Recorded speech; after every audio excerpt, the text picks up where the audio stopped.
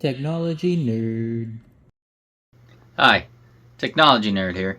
I've always loved older technology, but my main passion has always been video games. The point of life is having fun, and that to me has always made video games the greatest form of technology man has ever achieved. I'm here to inform you a little bit about the history behind some of the hidden gems, total flops, the masterpieces, consoles, and even some of the history behind the companies making all this happen. This is my first video, and what better way to start this than with the oldest system in my collection, the Atari 2600. Now, this system is before my time and doesn't exactly pique my interest, but it was widely popular, and without it, the game industry, for better or worse, would look a lot different today. I'm not going to talk about the games I currently have. There's not much to say about them that I could stretch out in any meaningful way to make a full video. So for today, I'm just going to talk about Atari and the 2600, while also highlighting some of the games I have a little bit here and there. Atari was founded by two guys in 1972, by Nolan Bushnell and Ted Dabney, who then hired a man by the name of L. Elkhorn to make an arcade version of the Magna Odyssey's version of table tennis. 5 months later, Pong was born. By 1977, Atari had several in-home Pong consoles, and a few games out in arcades, and on September 11th of that year, they would go on to release the Atari Video Computer System, or VCS for short, later renamed in '82 as the system that is now referred to as the Atari 2600. Now, I won't take mine off the shelf, being as many of these older systems were more designed to sit on a floor in front of a TV, not really on a shelf.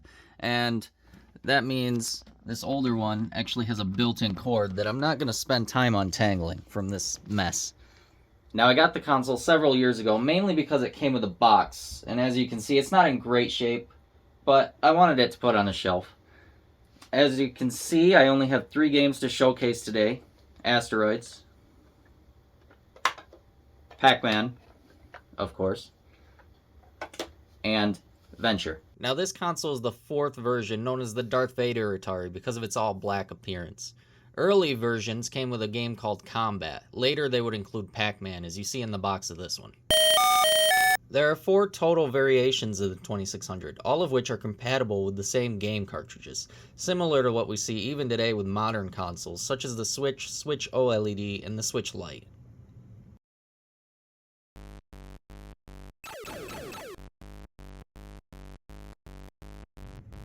This game right here, if you didn't know, is called Asteroids. If any of you didn't know that, you should probably go look it up online. It's one of the most popular arcade games ever. It was released in November 1979 as a coin-op arcade machine, and later released for the Atari 2600 in '81. It didn't look quite as good on the Atari, but the asteroids are colored and it overall wasn't a terrible port. Of the 3 games I own, it's easily my favorite, and the one I'm the best at.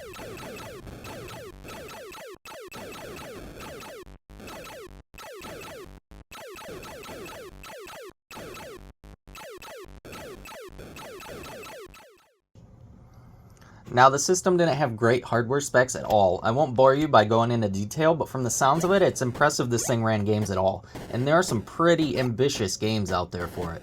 Now, if you're interested to learn about the inner workings of the system, I'd like to also suggest looking into the Fairchild Channel F.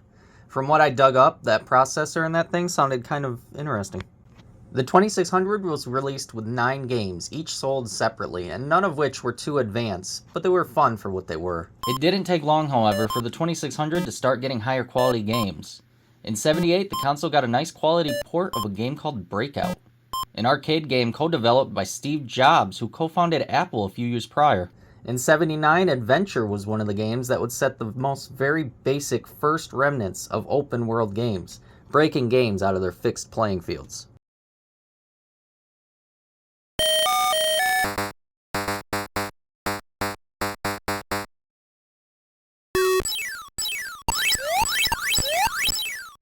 This game, not to be rude, but if you didn't already know, you just need to, I don't know, never play a video game again?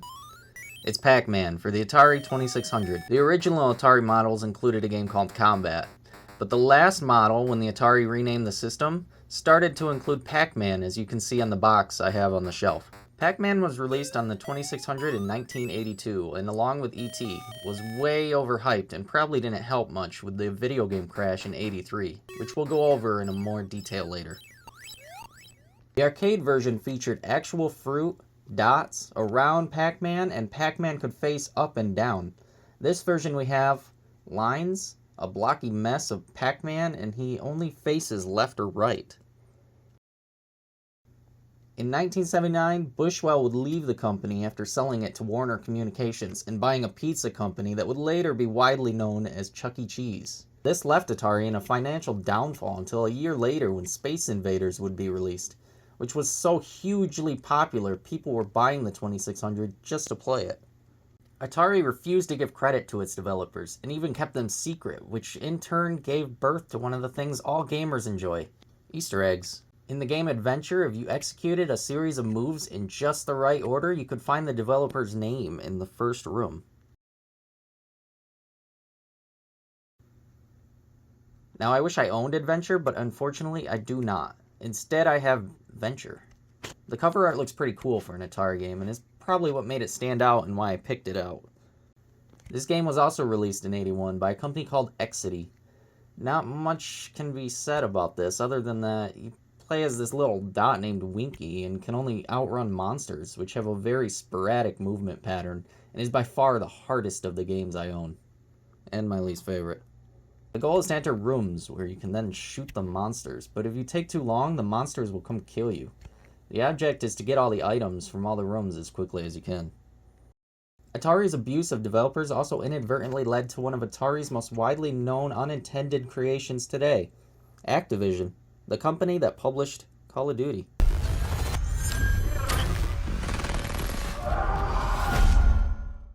Activision was founded in 1979 when a few developers left Atari and created the first third-party independent video game developers. Activision created several hugely successful games like River Raid, Chopper Command, and the famous Pitfall. There's even an old Pitfall commercial with one of my favorite actors, Jack Black, as a kid. Just last night, I was lost in the jungle with Pitfall Harry, surrounded by giant scorpions and man-eating crocodiles. For a time, Atari was unstoppable, but in '82, the video game industry was beginning to unravel with the infamous video game crash. So many third-party developers were trying to cash in on the success of the video game craze the way Activision did. The market was flooded with shoddy, subpar games, and waning interest in consoles in favor of personal computers also played a huge role. Atari would outlive this 2-year crash and go on to release the 7800 and a few more games for the 2600 for years to come. It wasn't until '88 that the console was retired, more than a decade after it was introduced, making it the longest-lived console to date. Atari is still alive to this day and occasionally releases some anniversary edition game collection or replica console, but nothing like the glory days of the 2600. Now, there's a lot of interesting history and facts out there that I left out of this video, so if you found this interesting, I urge you to read up on it for yourself. But for now, I hope I covered all the important stuff.